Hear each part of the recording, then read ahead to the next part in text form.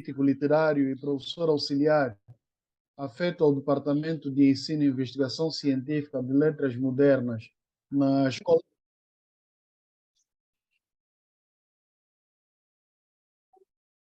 Alô?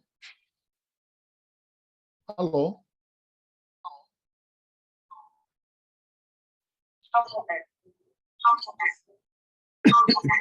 Ok. Bom, eu dizia que o nosso conferencista de hoje é o Dr. Joaquim Martinho. É crítico literário, professor auxiliar, afeto ao Departamento de Ensino e Investigação Científica de Letras Modernas na Escola Superior Pedagógica do Bengo. Ele também é regente da área de literatura e chefe do referido departamento na Escola Superior Pedagógica do Bengo. Tem licenciatura em Ensino de Língua Portuguesa pelo ICE de Luanda e mestrado em Ciências da Educação da Unisal Paraguai.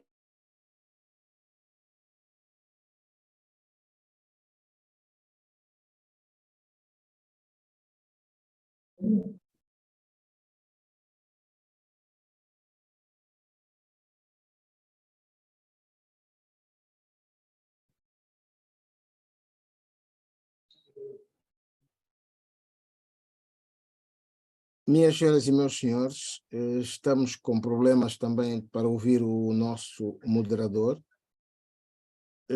Então, vamos dar início à conferência. O nosso conferencista foi apresentado. Eu espero que tenhamos todos captado. Se trata, portanto, de um crítico literário que nos vai falar sobre a estética da espera na narrativa ficcional angolana contemporânea, o novo mapa do imaginário literário. Então, vamos passar desde já a palavra ao Dr. Joaquim Martinho, a ver se conseguimos ouvi-lo. Por favor. Muito obrigado pela palavra. Desde já agradeço a todo o auditório que nos assiste. E aos estudantes também que estão aqui, com muita pena que não vão poder participar pelo Zoom por imperativos técnicos. Na verdade, o tema a que nos propusemos refletir tem que ver com uma mostra daquilo que é a nossa pesquisa de doutoramento no programa de literatura da Universidade de Évora, em que procuramos refletir à volta do que achamos ser o novo mapa do microsistema literário angolano, que é a narrativa da espera. Para podermos organizar a nossa pesquisa, imbuímos-nos de um instrumental metateórico que é constituído por especialistas dos achados pós-coloniais, nomeadamente Homem-Baba, Gayat Spivak, Jacques Derrida, por causa da situação da espectrologia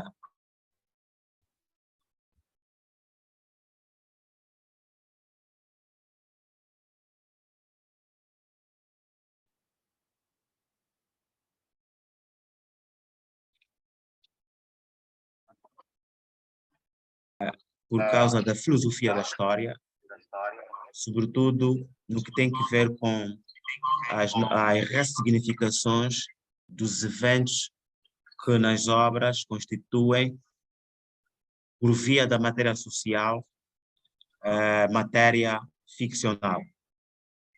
Eduardo Said e Fanon. Com este referencial teórico, grosso modo, dos achados pós-coloniais, uma vez que a estética da espera acaba por questionar, por via de personagens específicas e também de eventos ficcionais, aquilo que seria a construção do projeto de sociedade angolana, cuja bandeira a hastear seria a igualdade, a liberdade e o bem-estar comum. Com esta pesquisa, nós pretendemos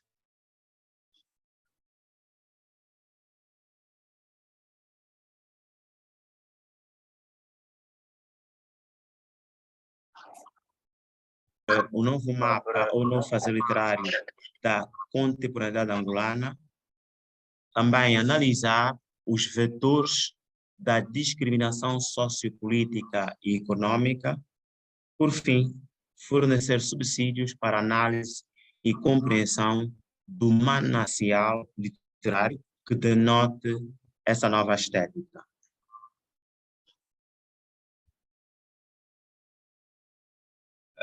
Nós trabalhamos com a metodologia comparativa, que neste particular tem que ver com o discurso estético, o discurso ficcional, composto pelos corpos literários, e também as matérias sociais que servem de fonte principal para a constituição dos textos literários.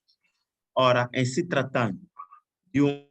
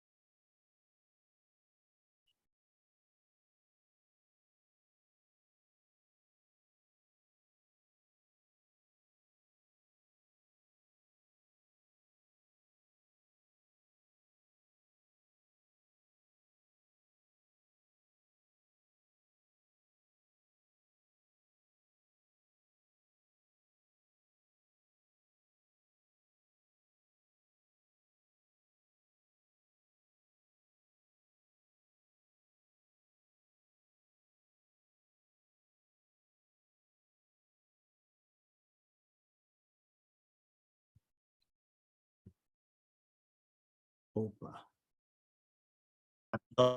eu utilizo para marcar o que chamo de período da contemporaneidade do microsistema literário angolano.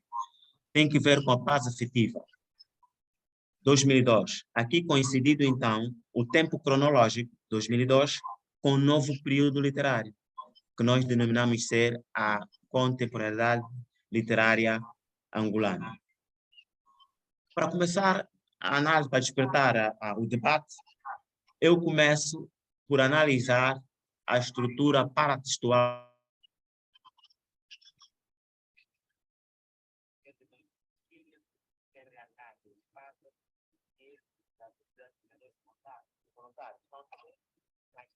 no doutoramento. Apenas trago aqui para esta reflexão 3. E o que é que estamos a chamar de estrutura paratextual? Tem que ver com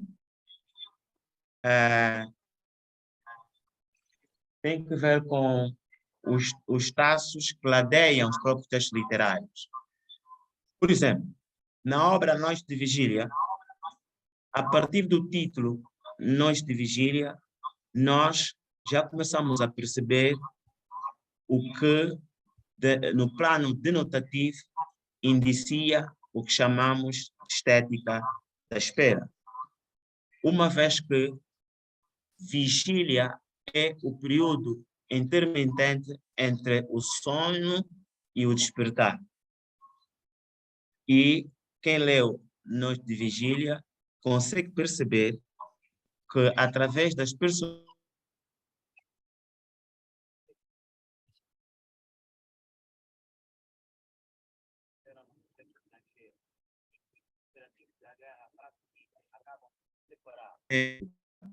o MPLA e o outro do lado da UNITA, constituindo assim os dois blocos ideológicos que formam ou que constituem a morfologia sociopolítica do nosso contexto de Angola, no reencontro no então mercado do Roque Santeiro, Quinito e Sayundo combinam fundar uma fundação, sendo os dois mutilados de guerra, para fundar uma associação que seria a Associação dos Mutilados de Guerra, que visaria defender os interesses desta franja social, que, como podemos ver, sendo mutilados de guerra, são vulneráveis sociais, habitam a periferia da sociedade, nunca o centro. São off-centro, são personagens off-centro. E por via dessas personagens off-centro, mutilados de guerra, acaba-se então por se criar aquilo que eu costumo defender como dualidade referencial. Dois polos, tal qual no período colonial. Assimilado, indígena, ser cristão, não cristão. No nosso contexto, há aqui a manutenção da praxe colonial por via da formação de uma sociedade por via de dois polos, quando, na verdade, o nosso projeto de sociedade perseguia a constituição de uma matriz social como que igualitária, ou seja, onde não haveria privilegiados nem vulneráveis, mas todos teriam acesso àquilo que seria as aspirações, as expectativas da independência nacional. Em A Caça aos Pássaros ocorre quase o mesmo, na medida em que o protagonista, ou ser de papel, Januário, que representa, a nosso ver, os vulneráveis sociais, acaba por pedir pão ao padeiro, que representa a nova burguesia nacional, na nossa perspectiva, sempre no âmbito da estética aberta, porque o texto literário nos permite, por via das deduções, estas leituras, quer pelo implícito como pelas margens. Então, aqui voltamos à questão da dualidade referencial, porque temos Januário, o vulnerável, que pede pão ao padeiro, que representa, então, na nossa perspectiva, a nova burguesia nacional que veremos daqui adiante através das fundamentações de Ricardo Soares de Oliveira. Depois, a Sociedade dos Sonhadores Involuntários. Como sabemos, o sonho, enquanto aspiração da realidade humana, é sempre voluntário, nunca é involuntário.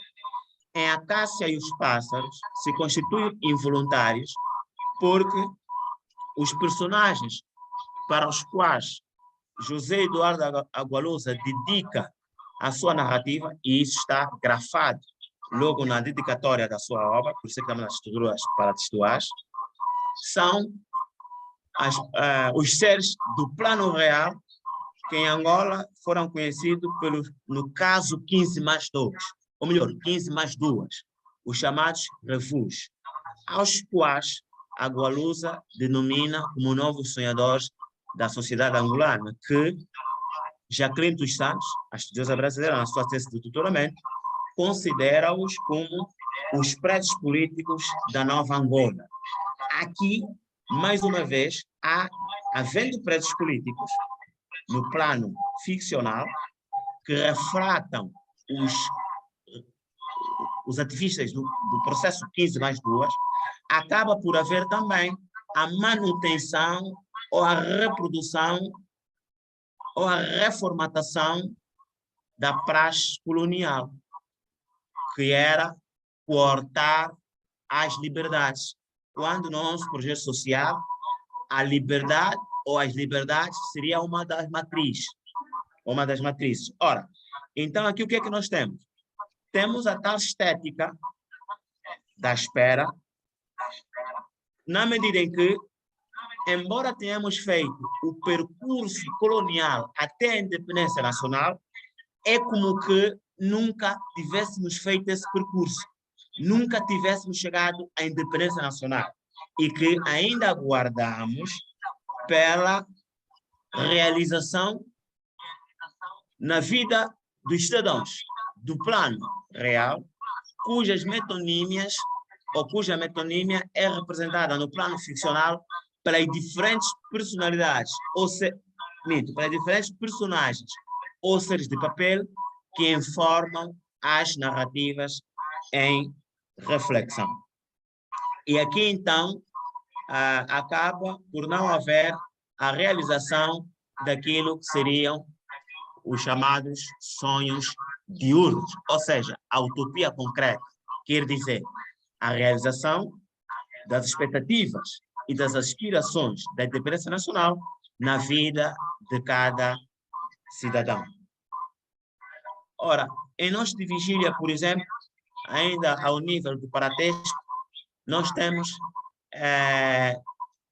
aqui as palavras extraídas pelo autor empírico Boaventura Cardoso, da obra Hamlet de Shakespeare, que cita: o tempo desconcertou-se, que tremendo dor, e que tivera eu de ter nascido para opor direito.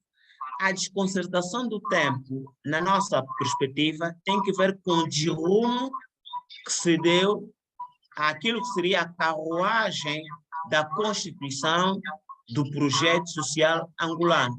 Porque chegada à independência nacional, em vez de continuarmos o caminho linear que o construímos a partir do movimento de luta contra o colonizador, ou se quisermos, a partir da luta de libertação, acabamos por tomar um rumo diferente que constitui uma espécie de reformatação, quer das políticas, quer das ações do colonizador, por via do que defendíamos há pouco, a dualidade referencial que Antônio Filipe Augusto acaba por sustentar na sua obra Paz Sem Pão, Angola vítima de discriminação sociopolítica e econômica em pleno pós-colonialismo.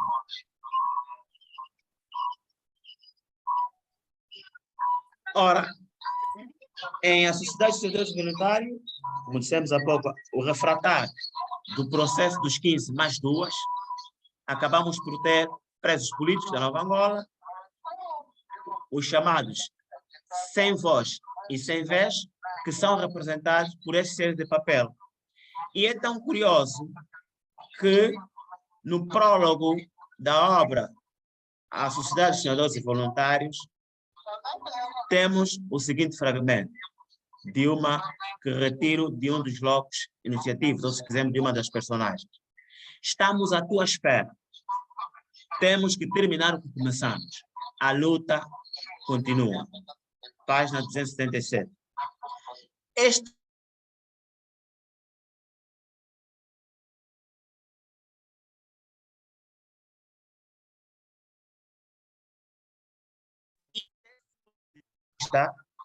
acabamos como que ainda estar à espera que consigamos constituir este projeto de sociedade.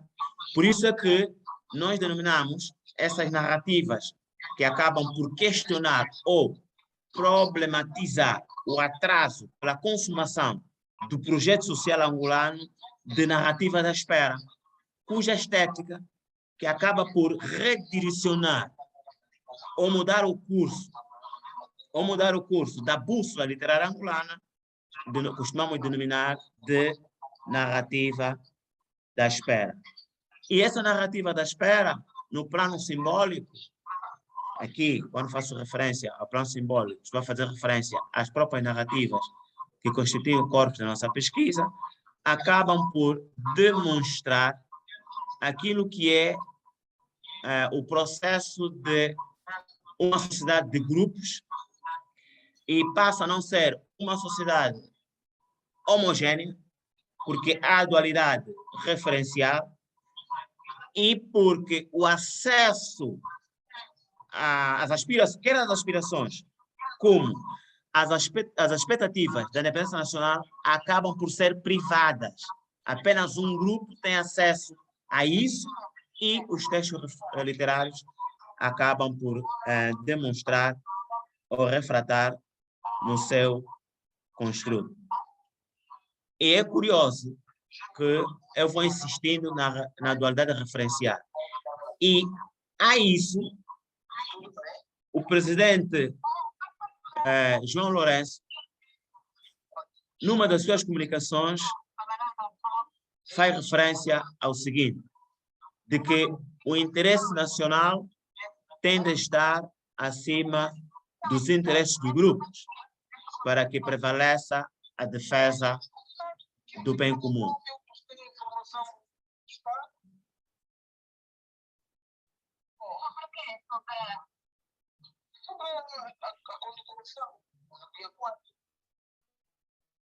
A partir dessas palavras do Presidente da República, ou melhor, as palavras do Presidente da República, João Lourenço, acabam por fundamentar a nossa tese de dualidade referencial, que são refratadas nos textos literários. Porque se há interesses de grupos, significa que há um grupo que tem acesso aos benefícios e às expectativas da independência nacional, e há outro grupo que não tem acesso a esses benefícios ou aspirações da independência nacional. Então, temos aqui uma sociedade dual, com privilegiados e vulneráveis. E Antônio Filipe Augusto, com quem comungamos, acaba também por alicerçar a nossa ideia através da seguinte citação. As atrocidades sociais, econômicas e políticas e outros de vários índoles perpetradas pela elite do poder e seus descendentes e que oprimem a maioria, testificam isto novo. Ora, recuando a 1975, no discurso da independência nacional proferida pelo presidente Antônio Agostinho Neto, o poeta maior, o guia imortal, como quisermos, acabamos ainda por não consumar o tal homem novo. E daí, desde logo, precisamos de perseguir a utopia concreta que o plano simbólico reclama por via da justiça social. Então, é a isso que costumamos chamar de estética da espera, que, a nosso ver, informa o que costumamos denominar de um novo mapa do imaginário literário angolano. Em termos genéricos, estas são as ideias, ou são as reflexões que sustentam a nossa tese. Muito obrigado, estamos disponíveis para possíveis questionamentos. Muito obrigado, Dr. Martinho. Obrigado, doutor Martinho, que estou a tomar a palavra, Antônio Quino. Não sei se me está a ouvir. Estou a ouvir, sim, senhor. Doutor Martinho, me está a ouvir? Estou a ouvir, sim, senhor. Obrigado. Como? Bom, devo confessar que teve muita dificuldade em acompanhar a preleção, o que me faz ficar um bocadinho com alguma dificuldade na orientação do... Alô? Alô? Sim, eu estou a ouvir. Não me consigo ouvir. Fala. Pode seguir, estamos a ouvir.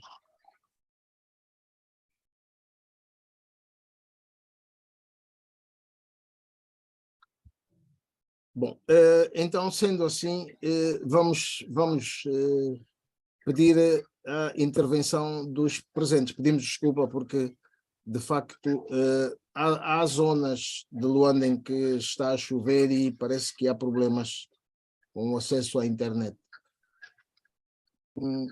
Então, alguém se quererá pronunciar, por favor?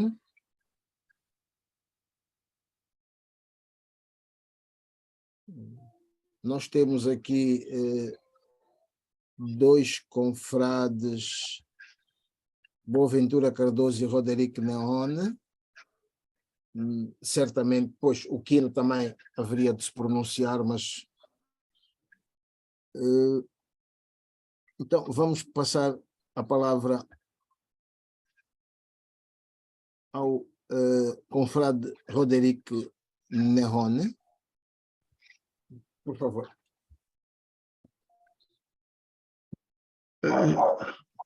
Estimado presidente, eu não solicitei a palavra, não solicitei. Não?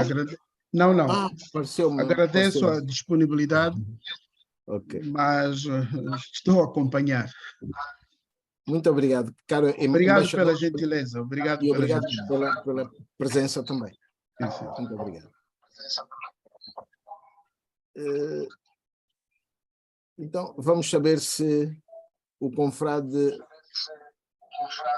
Boaventura Cardoso gostaria de se pronunciar sobre o que ouvimos.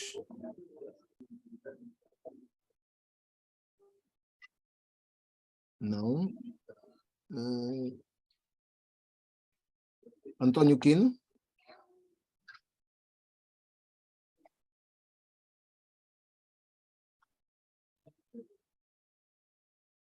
Bom, muito obrigado, presidente.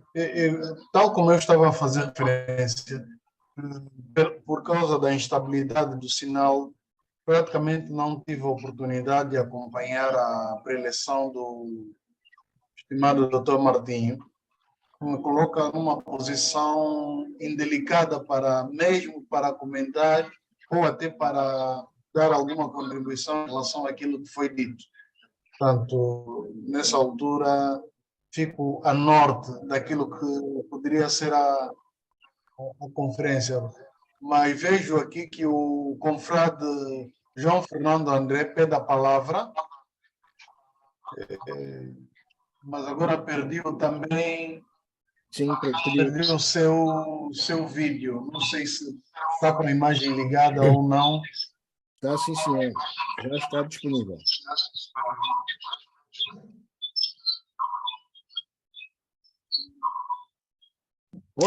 Pode já falar. Sim. Bom, saudações aos presentes, especiais aos membros da academia e ao conferencista da vez. Nós vamos acompanhar este interessante projeto do professor Martinho e com muito interesse, na medida em que trazem questões interessantes como o fundo das obras. Mas suscita-me alguma curiosidade em saber como ocorre esta mudança do título, uma vez que em amostras passadas aparecia como narrativa de espera e agora notamos já uma mudança para estética de espera. Gostava de saber como é que, em primeiro lugar, o conferencista trabalha com estes dois conceitos, pois que ao longo da sua locução também podemos notar, às vezes, alternando estes dois termos da teoria da literatura. E a outra questão seria, sendo hoje os escritores com os quais trabalha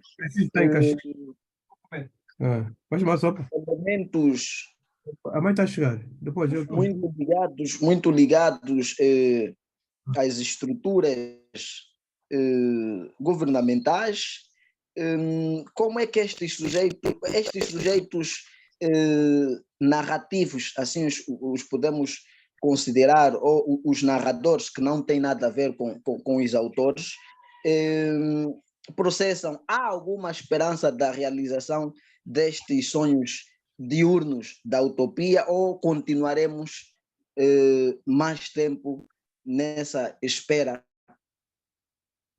tendo sempre em conta o mote de que a luta continua, passados já muitos tempos, e também já não sabemos se estamos a lutar com quem atualmente? Como é que isso se processa nestas obras? Há perspectivas de esperança ou continuamos de melhorias nestas obras com as quais trabalha, ou nem por isso, e o que se mostra é simplesmente sempre a não realização dos sonhos diurnos. Obrigado.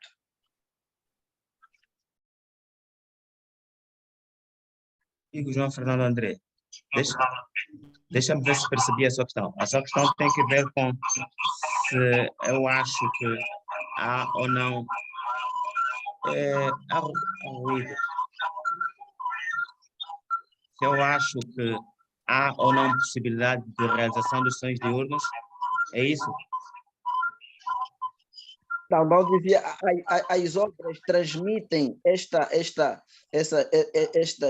narrativas ou estes planos de espera, e diria eu, há também uma possibilidade de realização ou possibilidade de realização destes sonhos diurnos, ou o que se vê é uma total distopia? E a primeira questão era relacionada com a mudança do que até então fomos notando do seu projeto, ou seja, aparecia como mote o termo narrativa de espera, e depois aqui já notamos o termo estética de espera. Eu gostava de saber como é que tem trabalhado com estes dois conceitos, como é que vai trabalhando a nível da teoria com estes dois conceitos. Obrigado. Sim. Já se pode responder, doutor Quino?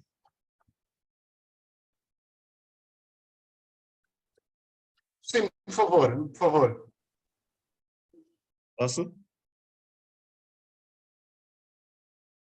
Pode responder, obrigado sim, pela doutor questão. Martim.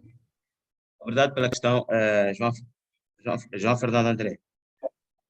Olha, meu caro, na nossa pesquisa, nós temos estado explícito de que o que é a nossa compreensão sobre a utopia, sobre distopia e o que é a esfera. Nós não perfilhamos a esfera nem da utopia, nem da distopia. O que nós perfilhamos são os corredores da espera. E os territórios da espera, que são demarcados para diferentes narrativas a que nos propusemos estudar, acabam por questionar ou problematizar através de personagens específicas. O meu caso de Quirito Sayundo, Januário e os sonhadores de Agualusa, ou ainda em processo projeto de sociedade angolana. É diferente, não é distopia. A distopia é a frustração. Não é nessa perspectiva. Está a questionar o atraso pela consumação do projeto social angolano, uma vez que os textos literários ainda retratam tem que ver com a dualidade referencial, que é um dos marcadores típico da praxe colonial. Ora, desse ponto de vista, há uma manutenção das praxes coloniais. Então, embora numa Angola independente e em paz efetiva, o que se instaura são as práticas símiles àquelas que eram engendradas pelo colonizador. Então, há um novo modelo, ou uma nova roupagem, a que se refere a André Sango de 2011, quando fala da nova roupagem a nível da justiça. Desse ponto de vista, não há distopia. O projeto não mudou. O que mudou talvez seja a sua compreensão em relação àquilo que eu apresentei aqui. As narrativas que apresentam essa nova bússola do fazer literário angolano que se chamam narrativas da espera. O novo fazer literário é a estética. A partir do momento que há um novo fazer literário, significa, no âmbito dos estudos literários, a projeção de uma nova marca, de um novo estilo. A isso é que denominamos estética da espera. Então, o projeto não mudou, continua a ser o mesmo. Não sei se respondi à sua questão.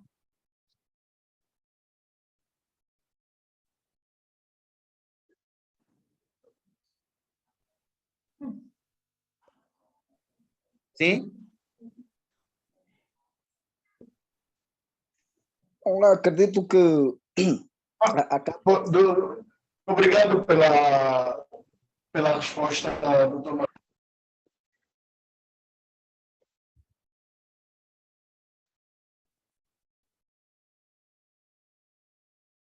Alguém está a tomar a palavra?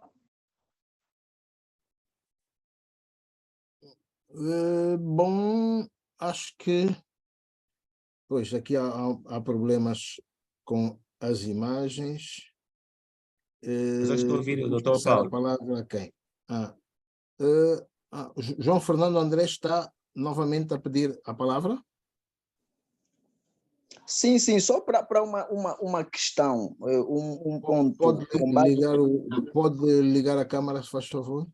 com base no que afirma, com base na resposta, e acreditamos que esteja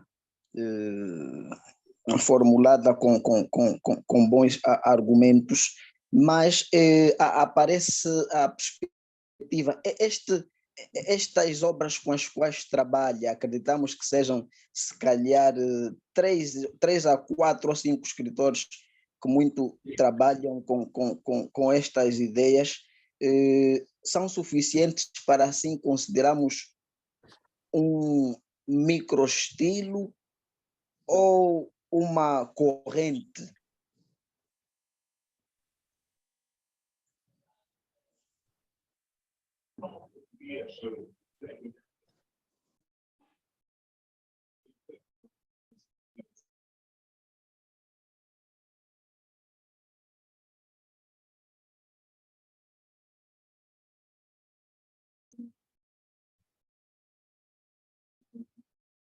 Bom, parece que não Este era o ouviu. meu à parte, este era o meu à parte. Não sei se...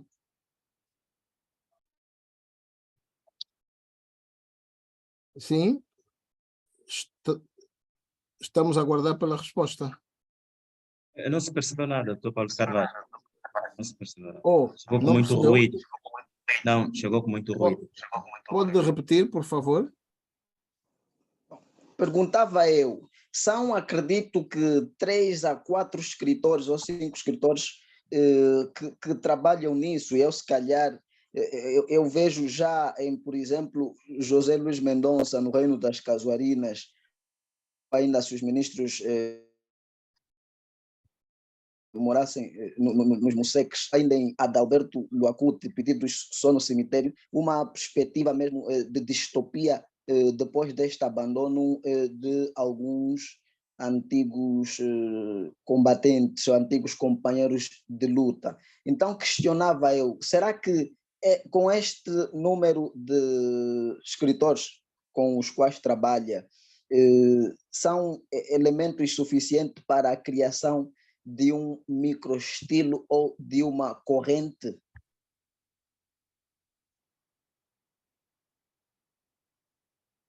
Eu acho que o que deve preocupar um estudioso não tem que ver com o número que constitui o seu corpus de análise. Olha, veja que eu trabalho com 6 narrativas.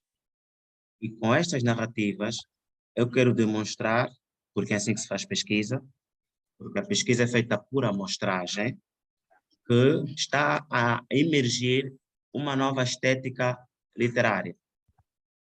Ora, o João Fernando André não pôde, a sua leitura não pôde fechar a leitura dos outros. A minha leitura também não pôde fechar a leitura dos outros no âmbito da metodologia recepcionista, ou, se quiser, da teoria do efeito. Se um estudioso encontrar distopia nestas obras, que fundamente. As ferramentas com que procuro tecer os meus argumentos acabam por ser ancoradas naquilo que eu defendo que é o novo mapa do imaginário literário angolano, que é a estética da espera. Se o João Fernando Areia acompanha o que eu escrevo e se tem acompanhado as minhas pesquisas, vai perceber as teorias com que eu trabalho acabam por demonstrar isso. Só lhe vou dar um tópico muito simples. Quando me aproprio da teoria de Ernest Bloch, que tem que ver com a utopia concreta, é exatamente para demonstrar que o que as obras estão a refratar, como por exemplo, Quera Mendonça com os loucos sonhadores do Reino das Casuarinas, e isso acaba por ser a criação de mundos. E certamente, eu como estudioso, encontro aqui a recriação de que mundos? Daquilo que seria o tal projeto de sociedade angolana.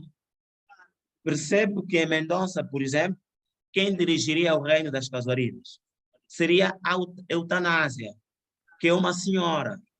Estamos num estado imbuído de patriarcalismo. É um estado patriarcal, em que nunca se pensa uma senhora dirigir. O estudioso vai perguntar, mas por que este autor acaba por recriar isso? Porque alguma coisa o incomoda. Então, cabe ao estudioso demonstrar, por via das teorias com que se possa fundamentar, que este provavelmente o caminho que acha que a narrativa, para a qual a narrativa nos quer levar. Porque tudo tem que ver com o olhar do estudioso, não com quem escreve. Porque quem escreve é artista. Quem tem de demonstrar o que existe nas malhas do escrito ou da obra literária é o estudioso. Eu não vejo utopia em nenhuma das narrativas que estudo. Aliás, há de sair nos próximos tempos um texto meu na revista Ipsi Verbis, que constitui o refracção teórico da minha tese. Se o ler, vai perceber o que eu considero de utopia. E utopia eu demonstro com a obra A Vida Verdadeira de Domingos Xavier. A Vida Verdadeira de Domingos Xavier, na minha perspectiva, é uma obra com que se possa demonstrar, ou com que se pode demonstrar, aquilo que é a utopia no microsistema literário angolano, por via desta personagem que é Domingos Xavier. A distopia, eu procuro demonstrá-la com O Vento que Desorienta o Caçador, de Arnaldo Santos, que é a revisitação do passado por via do primeiro processo eleitoral angolano, que lançava então o multipartidarismo em Angola, em 1992. E os ventos seriam os ventos da esperança.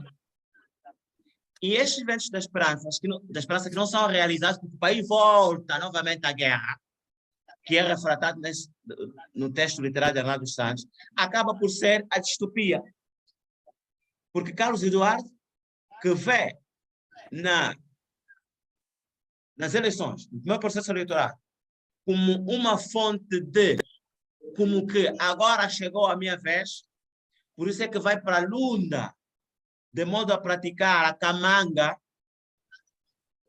o diamante, que é um processo ilícito, acaba por retornar sem saber como chega a Luanda, no caminhão de militares da UNITA. O Vento que Desorienta o Caçador, na minha ótica de estudioso, constitui uma obra distópica no contexto literário angolano. Todavia, quer o Reino das Casuarinas, Noite de Vigília, A Caça aos Pássaros, Pedidos só no Cemitério, e se o passado não tivesse asas, assim como a Sociedade de Sonhadores e Voluntários, na minha perspectiva, o construto estético não aponta, não indicia a matriz distópica, mas questiona ou problematiza o atraso pela consumação do projeto social angolano. É isso que refratam as obras, na minha perspectiva. A isso é que eu denomino estética da espera, cujas narrativas são as narrativas da espera. Este é o meu olhar, porque os estudos literários me permitem, e a teoria com que procuro ancorar o meu pensamento também servem de sustentáculo para a minha tese.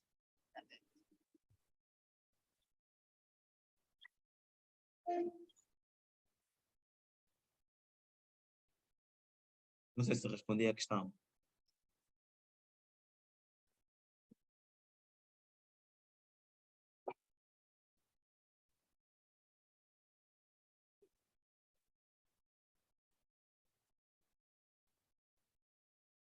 Bom, já que o moderador não assume, gostaria de saber se há mais alguma dúvida, alguma pergunta, alguma inquietação ou alguma contribuição.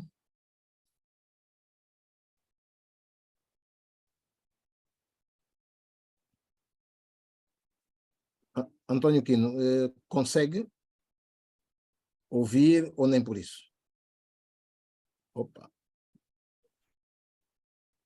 Está mesmo com problemas. Não, mais alguma coisa aqui? Pois, está a pedir a palavra, mas... Sim. Não, Yeah. bom, vão me desculpar. Pois. É que a minha internet, como está muito instável, por isso é que eu prefiro não intervir diretamente como moderador.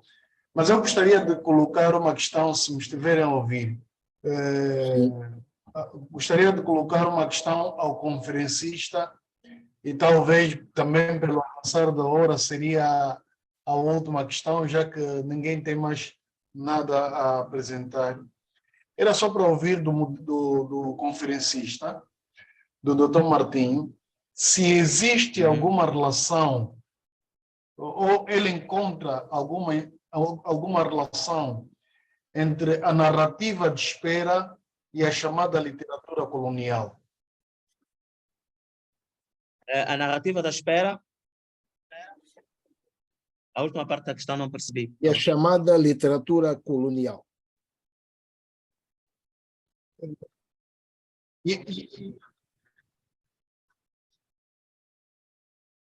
Bem, eu realmente nunca pensei nesse paralelo, até porque não sou estudioso da literatura colonial. Eu me situo como estudioso do século XXI,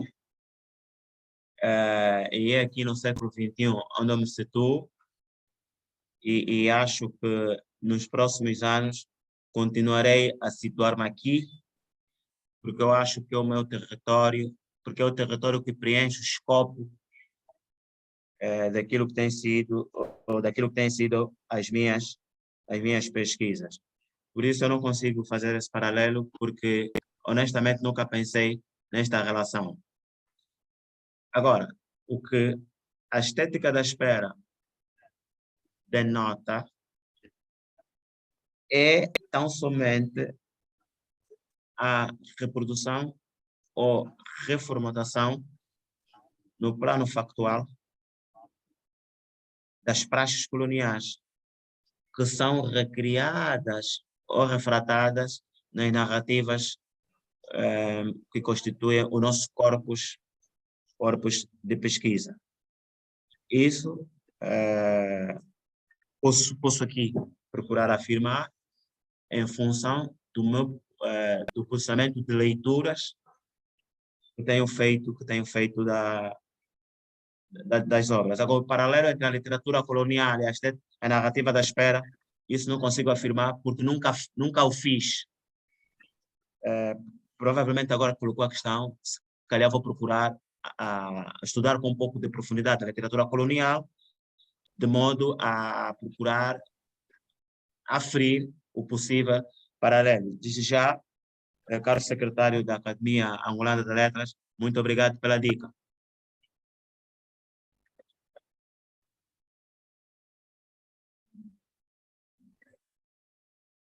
Eu que agradeço. Depois, pronto, podemos voltar a falar sobre o assunto, né? Porque, na verdade, do pouco que eu pude ver, é realmente muito interessante essa perspectiva, essa leitura que faz das obras que referiu. Portanto, não sei se teria mais alguma coisa a dizer, a acrescentar, para que eu depois passe a palavra ao presidente da academia para fazer o fecho da conferência. Não, eu apenas, caro secretário da Academia Angolana de Letras, eu gostava de agradecer o convite para poder estar aqui e refletirmos juntos e pensarmos aquilo que são as minhas ideias. Os meus agradecimentos à Academia por via do seu presidente, o professor Dr. Paulo de Carvalho. Agradecer também todo o auditório que acompanhou, aos estudantes que estão aqui, que também nos honraram com a sua presença, e espero retornar muito brevemente às conferências da Academia Angolana de Letras. Sempre que a Academia Angolana de Letras precisar de mim, nós estaremos predispostos no quadro do nosso exercício cidadão. É só dar um sinal que a gente vai a correr. Muito obrigado.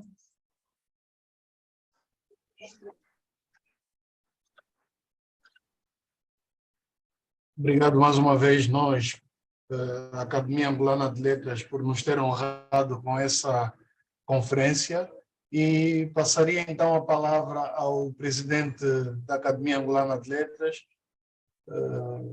confrade Paulo de Carvalho, para o encerramento da conferência. Isso, muito obrigado.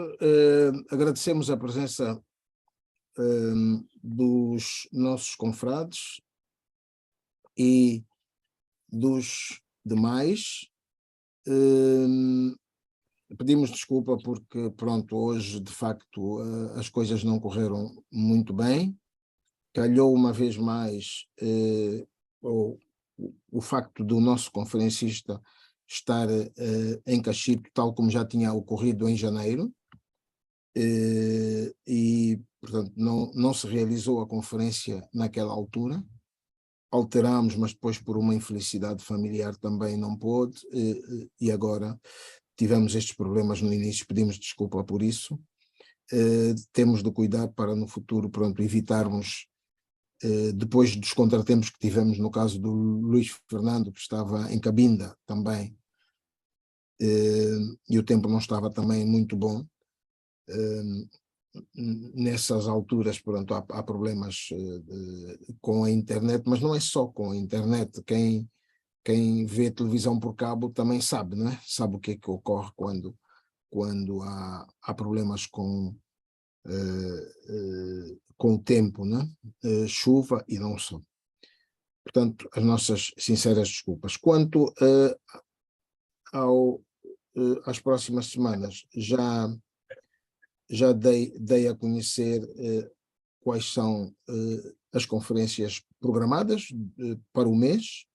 Portanto, na próxima semana teremos o professor Rosenberg Cariri, que nos vai falar. Portanto, a conferência será intitulada João Lourenço e o Caldeirão da Santa Cruz do Deserto. Portanto, está a falar-nos, vai falar-nos sobre a ação negreira.